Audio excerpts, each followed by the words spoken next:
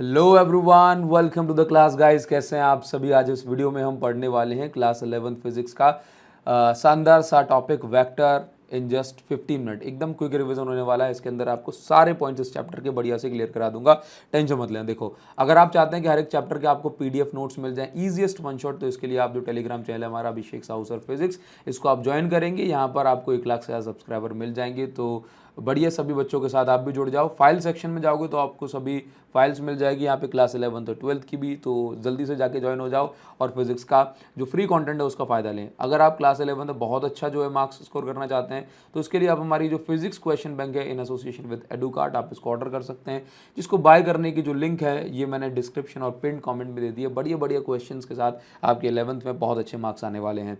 ठीक, चलिए सबसे पहले हमें पढ़ना है फिजिकल क्वांटिटीज़ क्या होती हैं। देखो, ऐसी क्वांटिटी जिनको आप मेजर कर सकते हैं उनको आप फिजिकल क्वांटिटी बोलते हैं। जैसे कि मास, ये आप एग्जांपल देख रहे हैं, mass, time, temperature, force, velocity, acceleration, displacement, power, energy, work, ये सारी क्वांटिटी क्या है, फिजिकल क्वांटिटी। ठीक है, क्योंकि हम इनको किसी ना किसी तरह से मेजर कर ही सकते हैं। अब फिजिकल क्वांटिटी दो टाइप की हो गई, एक हो गई स्केलर और दूसरी हो गई वेक्टर। जिन क्वांटिटी को एक्सप्रेस करने के लिए हमें डायरेक्शन की जरूरत नहीं होती, हम उनको स्केलर क्वांटिटी बोलते हैं। मतलब इनके पास सिर्फ मैग्नीट्यूड है, डायरेक्शन नहीं है, और उनके डायरेक्शन की इंपॉर्टेंस नहीं है। जैसे कि ऐसे देखो, जैसे मान के चलो 10 kg और 10 kg मास को ऐड करना है, या कहूँ कि इनका रिजल्ट हमेशा कितना आने वाला है, 20 kg।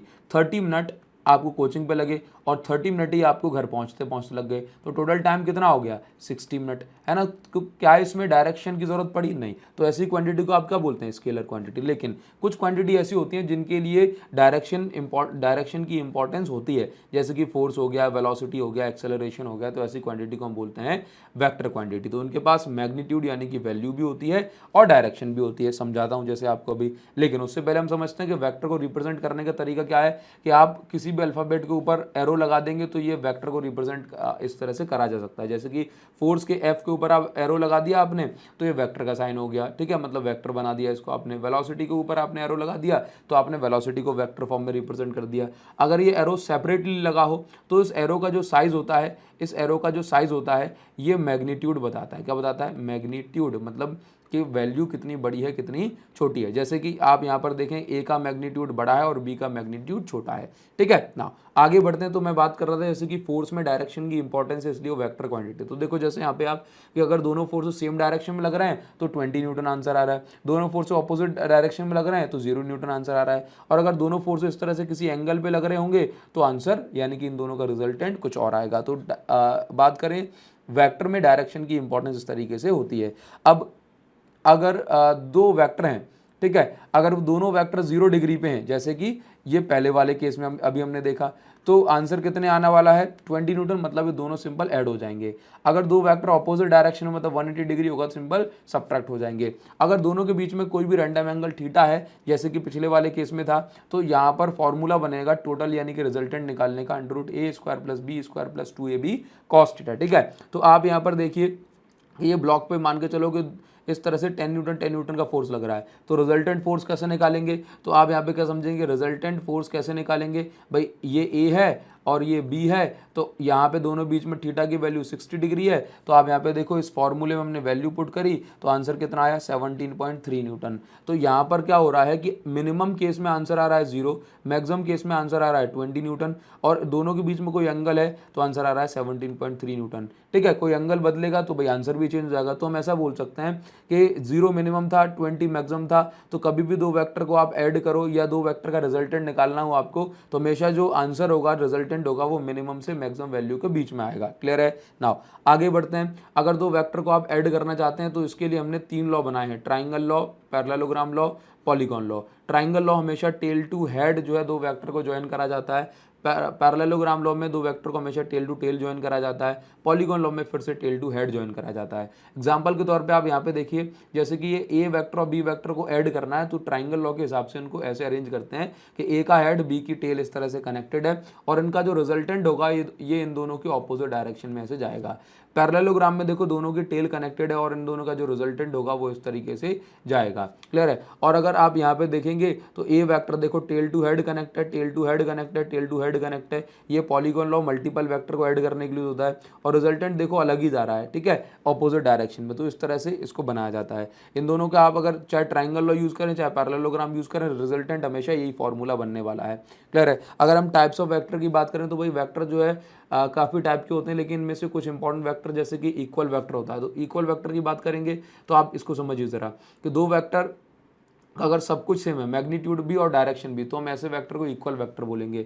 लेकिन अगर दो वेक्टर का मैग्नीट्यूड तो सेम है लेकिन डायरेक्शन ऑपोजिट है तो इनको नेगेटिव वेक्टर बोलेंगे। पोजीशन वेक्टर की बात करें तो अगर हम कह रहे हैं कि ओरिजिन से, कहाँ से, ओरिजिन से अगर हमें किसी पार्टिकल की पोजीशन बतानी है तो इसके लिए हम बोलते हैं कि भाई ये क्या है, ओरिजिन से पोजीशन बताने वाला वेक्टर पोजीशन वेक्टर कहलाता है। अब मान के चलो कि मुझे एक पार्टिकल पहले यहाँ था r1 पोजीशन पे, अब आ गया r2 पोजीशन पे, तो ये इनिशियल यहाँ से फाइनल यहाँ तक चल के आया, तो दोनों के बीच का जो पाथ हो गया इसको हमने बोला शॉर्टेस्ट पाथ, डिस्प्लेसमेंट वेक्टर। तो डिस्प्लेसमेंट वेक्टर का फॉर्मूला क्या बन गया, r12 is equal to final position minus initial position vector. ठीक है। नाउ फ्री वेक्टर क्या होता है, ये काफ़ी इंपॉर्टेंट वेक्टर है। फ्री वेक्टर ऐसा वेक्टर है जिसको हम ये फ्री वेक्टर कॉन्सेप्ट ये कहता है कि हम इस वेक्टर को, किसी भी वेक्टर को बिना उसकी डायरेक्शन को चेंज करे पैरेलली शिफ्ट कर सकते हैं। ठीक है। डायरेक्शन मतलब मैग्नीट्यूड भी चेंज नहीं करोगे। क्लियर है। फ्री वेक्टर का कॉन्सेप्ट जो होता है ये एंगल बताने के लिए ज़्यादा यूज होता है। ठीक, तो एंगल बताने के लिए हमेशा आप दो वेक्टर को टेल टू टेल कनेक्ट करें और हमेशा दो वेक्टर बीच का शॉर्टेस्ट एंगल ही बताएं। ठीक, जैसे मान के चलो आप यहाँ पर देख रहे हो कि दो वेक्टर बीच में 120 डिग्री बन रहा है, लेकिन ये सही आंसर नहीं है। क्यों? अभी ये दो vector tail to tail connect नहीं है। तो हम क्या करेंगे, equal free vector concept use करके इस ए वेक्टर को आगे खिसका सकते हैं बिना इसकी डायरेक्शन को चेंज करे। तो कुछ ऐसा सीन बन जाएगा। तो अगर ये 120 डिग्री था तो बचा हुआ एंगल 60 डिग्री बनेगा। तो देखने में लग रहा था कि दो वेक्टर बीच का एंगल 120 डिग्री है, लेकिन यहाँ पर आपको दो वेक्टर बीच का एंगल कितना दिख रहा है, 60 डिग्री। ठीक है। और यही हमारा करेक्ट आंसर है। हमेशा शॉर्टेस्ट एंगल आप बताएंगे दो वेक्टर के बीच का। ठीक है। नेक्स्ट आपको देखने को मिलेगा यहाँ पे यूनिट वेक्टर। अब यूनिट वेक्टर क्या होता है जरा यहाँ पे देखो, तो ऐसा वेक्टर जिसके मैग्नीट्यूड कितना है 1। जैसे यूनिट वेक्टर का जो काम होता है वो होता है डायरेक्शन प्रोवाइड कराना। जैसे मान के चलो कोई पार्टिकल अगर एक्स एक्सिस में जा रहा है और तो उसकी डायरेक्शन आप ऐसे बता सकते हैं, वैल्यू 10 मीटर पर सेकेंड आई कैप। तो जेड वाई एक्सिस में कोई पार्टिकल जा रहा है तो वेक्टर फॉर्म में रिप्रेजेंट करना है जे कैप से कर सकते हैं। जेड एक्सिस में जा रहा है तो आप के कैप से रिप्रेजेंट कर सकते हैं। तो यूनिट वेक्टर काम सिर्फ और सिर्फ जो है डायरेक्शन प्रोवाइड कराना होता है। तो आप समझिए कि इसका मैग्नीट्यूड इसीलिए क्या रखा जाता है 1, क्योंकि इसमें मैग्नीट्यूड में छेड़छाड़ नहीं करनी, सिर्फ क्या करना है, डायरेक्शन प्रोवाइड करानी है। ठीक है। अभी यूनिट वेक्टर रिप्रेजेंट करते हैं कैप से। ठीक, तो ए कैप मतलब यूनिट वेक्टर। ठीक है। तो देखो जरा, तो अभी ए कैप को ओपन करना है तो फॉर्मूला क्या है, ऊपर वेक्टर नीचे उसका ही मैग्नीट्यूड, ए वेक्टर का मैग्नीट्यूड। ठीक है। तो ऊपर वेक्टर नीचे उसका मैग्नीट्यूड। अब मैग्नीट्यूड कैसे निकाला जाता है तो याद रखिए, जैसे मान के चलो ये लिखा है एक्स आई कैप प्लस वाई जे कैप प्लस के जेड के कैप, ये लिखा है। ठीक है। तो अगर आपको इसका मैग्नीट्यूड निकालना है तो क्या करोगे, यहाँ पे x का स्क्वायर रूट के अंदर प्लस y का स्क्वायर प्लस z का स्क्वायर विद साइन आपको स्क्वायर करना है। ठीक है। तो इस तरह से मैग्नीट्यूड निकाला जा सकता है। जैसे मान के चलो आपको एक क्वेश्चन मिल गया, ए वेक्टर है, बी वेक्टर की वैल्यू है। क्वेश्चन में दिया है कि फाइंड यूनिट वेक्टर अलोंग ए वेक्टर प्लस बी वेक्टर। तो आप क्या करेंगे, आपको यूनिट वेक्टर निकालना है किसके अलोंग, ए वेक्टर प्लस बी वेक्टर के अलोंग। तो आपने क्या रखा है यहाँ पे, आपने यहाँ पे लिखा है यूनिट वेक्टर निकालना है ए वेक्टर प्लस बी वेक्टर के अलोंग। तो फॉर्मूला क्या बनता है, ऊपर वेक्टर नीचे उसका ही मैग्नीट्यूड। ठीक है। तो हमने क्या निकाला, पहले ए वेक्टर प्लस बी वेक्टर निकाल लिया, मतलब आई को आई के साथ जोड़ा, जे को जे के साथ जोड़ा, के को के साथ जोड़ा। तो हमने देखो यहाँ पे लिख दिया इस तरह से। अब ऊपर वेक्टर तो लिख देंगे, नीचे उसका मैग्नीट्यूड कैसे निकालेंगे, देखो रूट के अंदर X square plus Y square plus Z square, देखो यहाँ पे साइन के साथ करा है -1 का स्क्वायर। ठीक है। तो कितना आ गया, √35। फॉर्मूले वैल्यू पुट करी, ऊपर वेक्टर नीचे उसका ही मैग्नीट्यूड। इस तरह से आप यूनिट वेक्टर निकाल सकते हैं। मान के चलो आपको निकालना होता है unit vector along B vector, तो आप क्या करते हैं, ऊपर बी वेक्टर की वैल्यू नीचे उस बी वेक्टर का मैग्नीट्यूड। तो देखो बी वेक्टर में क्या लिखा है, 1 का स्क्वायर प्लस 2 का स्क्वायर प्लस 1 का स्क्वायर रूट के अंदर। इस तरीके से आप कर सकते हैं। ठीक है। नाउ अभी बात करेंगे रेजोल्यूशन ऑफ वेक्टर की। तो देखो कभी क्या होता है, जैसे कोई वेक्टर अगर किसी एंगल पर इंक्लाइंड होता है ना, तो जैसे ये वेलोसिटी किसी पार्टिकल की इस डायरेक्शन, तो इसका मतलब पार्टिकल ये आगे भी बढ़ रहा है और ऊपर भी जा रहा है। ठीक, तो हॉरिजॉन्टल और परपेंडिकुलर में कितनी कितनी वेलोसिटी होगी, इसको बताने के लिए हम बोलते हैं कि हमें इस वेक्टर को रिजॉल्व करना पड़ेगा, मतलब दो कंपोनेंट में इसको स्प्लिट करना पड़ेगा। तो हमेशा वो कंपोनेंट जिसका थीटा दिख रहा हो उसको हम बोलते हैं कॉस थीटा वाला कंपोनेंट। तो v को रिजॉल्व कर रहे हैं तो v कॉस थीटा, ठीक है। वो कंपोनेंट जिसके साथ आपको ये एंगल दिखाई नहीं पड़ रहा उसको आप बोलेंगे साइन थीटा वाला कंपोनेंट, ठीक है। तो ये बन गया इस तरीके से। अब देखो मान के चलो कि किसी वेक्टर पे किसी पार्टिकल पे इस डायरेक्शन फोर्स लग रहा है, ठीक है। तो हम इसके दो कंपोनेंट कर सकते हैं, ये ऐसे लग रहा है तो ये नीचे भी जा रहा है और ये आगे ही बढ़ रहा है। अब इस बार एंगल वर्टिकल के साथ दिख रहा है तो वर्टिकल को कॉस थीटा, हॉरिजॉन्टल को इस तरह साइन थीटा। हमेशा याद रखो कॉस थीटा साइन थीटा के साथ कुछ भी लिखा हो कभी उसको ऊपर वेक्टर साइन नहीं आएगा क्योंकि एंगल ऑलरेडी डायरेक्शन बताता है। कि हम आ जाते हैं मल्टीप्लिकेशन ऑफ वेक्टर पे। तो अगर हम वेक्टर की बात करें दो टाइप के मल्टीप्लिकेशन होते हैं, एक होता है स्केलर प्रोडक्ट और दूसरा होता है वेक्टर प्रोडक्ट। ध्यान दीजिए जरा, अगर हम दो वेक्टर का इंटू करें और रिजल्ट जो है ये स्केलर आए तो ऐसे प्रोडक्ट को स्केलर प्रोडक्ट कहेंगे। लेकिन अगर हम दो वेक्टर का इंटू करें और रिजल्ट वेक्टर ही आए तो ऐसे प्रोडक्ट को हम वेक्टर प्रोडक्ट कहेंगे। इसको हम रिप्रेजेंट कैसे करते हैं, स्केलर प्रोडक्ट को ए डॉट डॉट लगा के रिप्रेजेंट करते हैं और वेक्टर प्रोडक्ट को हम क्रॉस लगा के रिप्रेजेंट करते हैं। जैसे कि आप एग्जांपल के तौर पे यहाँ पे देखो, फोर्स एक वेक्टर क्वांटिटी है, डिस्प्लेसमेंट एक वेक्टर क्वांटिटी है, इन दोनों का इनटू हुआ तो रिजल्ट आया वर्क जो कि एक स्केलर क्वांटिटी है। तो ऐसे प्रोडक्ट को हम कहते हैं स्केलर प्रोडक्ट और इन दोनों बीच में डॉट से रिप्रेजेंट करते हैं। जबकि यहाँ पे देखो जरा वेक्टर प्रोडक्ट की बात करेंगे तो फोर्स एक वेक्टर क्वांटिटी है, परपेंडिकुलर डिस्टेंस जिसको हम डिस्प्लेसमेंट भी कहते हैं ये एक वेक्टर क्वांटिटी है, दोनों का इनटू होने पे आता है टॉर्क